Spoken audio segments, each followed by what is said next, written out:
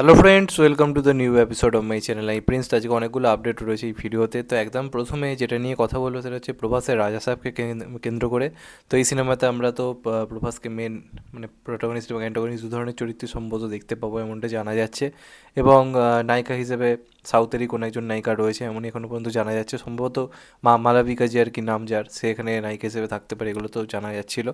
যেটা বড় খবর হচ্ছে এই সিনেমা একটা পুরোপুরি একটা hot romantic type of song থাকতে পারে, যেমনটা আমরা দেখেছি কাঙ্গুবা সিনেমাতে ইয়েলো বলে যে গানটা ছিল, সেটা একটা মাস হট সং এই সিনেমা থাকতে পারে, যেখানে আমরা এই দুজনকে পারফর্ম করতে দেখবো।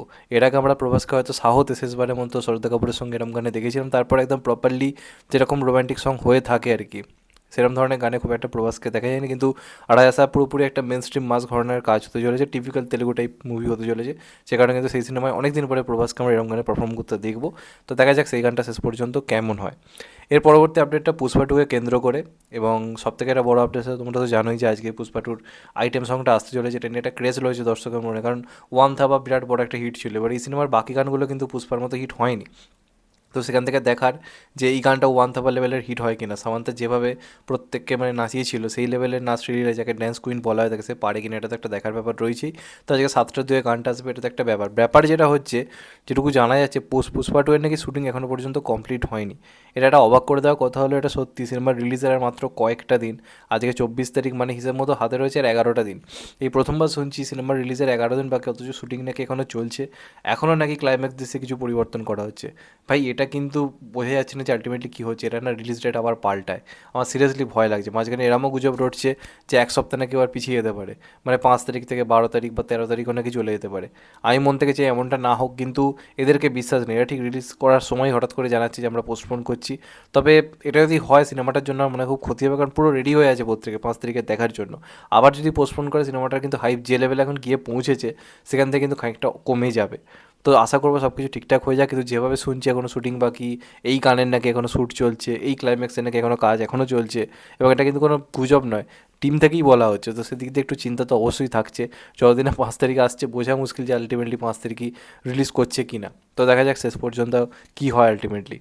এর পরের যে আপডেটগুলো দেবো সেগুলো মূলত বাংলা সিনেমা রিলেটেড, এবং সেখানে বেশ কিছু খুশির খবর রয়েছে, কারণ পরের বছর কিন্তু সবাই কমার্শিয়াল জোনে কিন্তু ফিরছে। জিদ্দা তো ফিরছেই, জিদ্দার তো সিনেমা রয়েছে কমার্শিয়াল জোনে, সেটা তো আলাদা করে কিছু বলার নেই। প্রত্যেক বছরই জিদ্দার সিনেমা থাকেই কমার্শিয়াল স্পেসে, এমন কোনো বছর নেই যে বছর থাকে না। তো জিদ্দার কথা এখানে আলাদা করে বলে আর লাভ নেই, সেটা নিয়ে পরে আলোচনা করব। কিন্তু যাদেরকে নিয়ে কথা বলতেই হবে, দেবদা তো অবশ্যই, দেবদার আলোচনা আমি পরে আসছি। কিন্তু তা বাদেও যে দুটো নাম শুনলে তোমরা অবাক হবে, সেই দুটো নাম কিন্তু পরের বছর মেগা মাস মুভিতে ফিরতে চলেছে। একটা অফিসিয়ালি কনফার্ম, সেটা বনিতা। বনিতাকে নিয়ে যতই হাসাহাসি করে আমরা প্রত্যেকে চাই বনি অ্যাকশন মুভি করুক, বিগ স্কেলে কাজ করুক, তো এবার কিন্তু সে কাজের ব্যাপারে সিরিয়াস, এবং ঝড় বলে একটা সিনেমা হতে চলেছে। এই সিনেমাটাতে কিন্তু আমরা বনি এবং সৌরভ দাসকে পুরো অ্যাকশন মোডে ওরিয়েন্টেড মানে রোলে পেতে চলেছি, এবং সিনেমাটা মাল্টি স্টারার মুভি হতে চলেছে, মানে দুই হিরো থাকতে চলেছে। সেটা বনি এবং সৌরভ দাস প্লে করছে, এবং দুজনকেই কমার্শিয়ালভাবে প্রেজেন্ট করা হবে সিনেমার মধ্যে, এমনটা কিন্তু জানা যাচ্ছে। এবং এই সিনেমাতে প্রচুর বড় মানে করে শ্যুট হচ্ছে, অ্যাকশন সিকোয়েন্স থাকতে চলেছে, এবং এখন পর্যন্ত উত্তরবঙ্গে সিনেমাটার কিন্তু শ্যুটিং হচ্ছে, এমনই কিন্তু তথ্য উঠে আসছে। তো দেখা যাক শেষ পর্যন্ত এটা কেমন হয়। আমি খুবই এক্সাইটেড রয়েছি এই কাজটা নিয়ে। এটা ভালো হলে এর থেকে আনন্দের কিছু হতে পারে না। বনের একটা ভালো কামব্যাক অবশ্যই চাই। তবে নতুন প্রোডাকশন হাউস তো একটু ভয়ও লাগে যে আলটিমেটলি কী বানাবে না, তাও একটা ভরসা রাখাই যায়। দেখা যাক শেষ পর্যন্ত আলটিমেটলি কী হয়, এই সিনেমাটা কেমন হয়। এবার যেটা বড় ব্যাপার হচ্ছে, যেটা আমরা এতদিন ধরে চাইছি, আমি কেন থাম্বনেলে বললাম মেগা মাস যুগ ফিরছে, তার কারণ মাস সিনেমার ইতিহাসে যার নাম স্বর্ণাক্ষরে চিরকাল লেখা থাকবে, যার মাস মুভির জন্য ইন্ডাস্ট্রি বেঁচে গেছিলো, সেই প্রসেনজিৎ চট্টোপাধ্যায়। কিন্তু আমরা প্রত্যেকদিন ধরে এতদিন ধরে চাইছিলাম প্রসেনজিৎ চট্টোপাধ্যায়ের মুখ থেকে এরকম কথা শুনতে। অবশেষে কনফিডেন্টলি প্রসেনজিৎ চট্টোপাধ্যায় নিজের 40তম জন্মদিন, 40তম যে সিনেমার তার যে যুগ মানে হলো, 40 বছর তার কেরিয়ার যে হলো, সেই উপলক্ষে একটা ইভেন্ট রেখেছিল। সেখানে মিডিয়া এসেছিলো, সেখানে প্রসেনজিৎ চট্টোপাধ্যায় নিজে বলে যে এবার গ্রামের দর্শককে কিছু ফেরত দেওয়ার দরকার রয়েছে, যারা এতদিন ধরে আমার জন্য অপেক্ষা করেছে, যারা আমাকে প্রসেনজিৎ বানিয়েছে, আমি তাদের জন্য কিছু ভাবছি। এবং শহরের দর্শক শুধুমাত্র নয়, গ্রামের দর্শক যারা তাকে বানিয়েছে, তারা বুম্বাদাকে যেভাবে বড় পর্দায় দেখতে যায়, সেইভাবে একটা আমি কাজ ভাবছি। পরের বছর সেই সিনেমাটা আসবে। তো এটা কিন্তু একটা বড় মাস মুভি হতে পারে, এমনটা জানান দেওয়া যাচ্ছে। এবং বুম্বাদা যখন নিজে বলছে যে আমি প্রপারলি সেই বুম্বাদাকে ফিরিয়ে আনছি, তো আশা রাখাই যায় আমরা হয়তো আবার প্রসেনজিতের সেই আবতার হয়তো কোথাও গিয়ে দেখতে পারবো।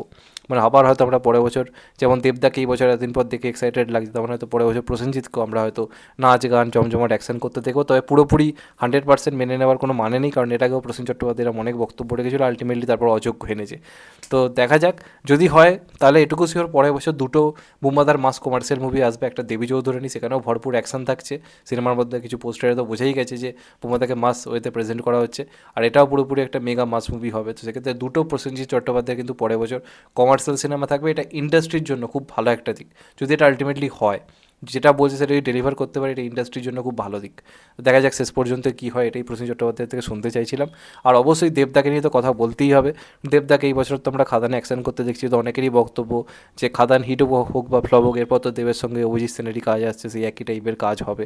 দেখো দেবদা একজন প্রডিউসার হিসেবে সব ধরনের কাজই করছে, সেটা আমাদেরকে মেনে নিতে হবে। কিন্তু এটাও ফ্যাক্ট, পরের বছর যে অ্যাকশন সিনেমা দেবদার আসছে না তা নয়, কারণ রঘু ডাকাতে ভরপুর কিন্তু অ্যাকশন থাকতে চলেছে। এটা আমি না, দেবদা রিসেন্ট একটা ইন্টারভিউতে বলেছে, যেখানে হাইরে বিয়ে গানটার সংলঞ্চ ইভেন্ট ছিল, সেখানে তো অলরেডি দেবদা বলে দিয়েছে রঘু ডাকাত তার আপকামিং লাইন আপে রয়েছে এবং পরের বছরই আসবে। এবার সেটা দুর্গাপুজো হতে পারে অথবা ক্রিসমাস হতে পারে, সেটা এখনও বলা যাচ্ছে না, এই দুটো টাইমের মধ্যেই আসবে। কিন্তু সিনেমাটা বাতিল বা কিছু হয়নি, সিনেমাটা করতে একটু টাইম লাগছে এবং খুব সম্ভবত পরের বছরই সিনেমাটা আসবে। এবং এটাও বলা হয় যে মানে পরিচালক ধ্রুব ব্যানার্জিকে প্রশ্ন করা হয় যে আমরা কি মানে কমার্শিয়াল হয়তো দেখতে পাবো, তখন সেটা বলে যে রঘু ডাকাতের থেকে বড় কমার্শিয়াল মুভি বাংলায় কিছু হতেই পারে না। তো এটাও কিন্তু একটা বড় মেগা মাস মুভি হতে চলেছে। এই সিনেমাতে আমরা দেবদাকে কিন্তু ভরপুর অ্যাকশন করতে দেখবো, জাহাজ থেকে শুরু করে সর্বত্র হিউজ অ্যাকশন হবে, এবং যে কারণে কেরালায় বিভিন্ন জায়গায় লোকেশন দেখা চলছে। তো বড় স্কেলের কিন্তু কাজ হয়ে চলেছে এসবিএফের, মানে এসবিএফের শেষ কয়েক যুগের এটা সব থেকে বড়ো কাজ হতে চলেছে। এবং সিনেমাটা পুরোপুরি দেবদাকে একদম মাস কমার্শিয়াল হিরো হিসেবেই প্রেজেন্ট করা হবে। একটা ব্যাডাস ডাকাত টাইপের ক্যারেক্টার যেরকম হওয়া উচিত সেইভাবেই ভাবা হচ্ছে। তো দেখা যাক, এটা নিয়ে এক্সাইটমেন্ট তো অবশ্যই রয়েছে। তোমাদের এটা নিয়ে কি মতামত অবশ্যই জানিও। চ্যানেলটা নতুন হলে চ্যানেলটা সাবস্ক্রাইব করে দিও and get the bell icon. ভালো থেকো সবাই, টেক কেয়ার, নমস্কার, আবার দেখা হবে। এখন তো বাই, সবাই ভালো থেকো, সুস্থ থেকো, নমস্কার, টেক কেয়ার, আবার দেখা হবে, ভালো থেকো সবাই।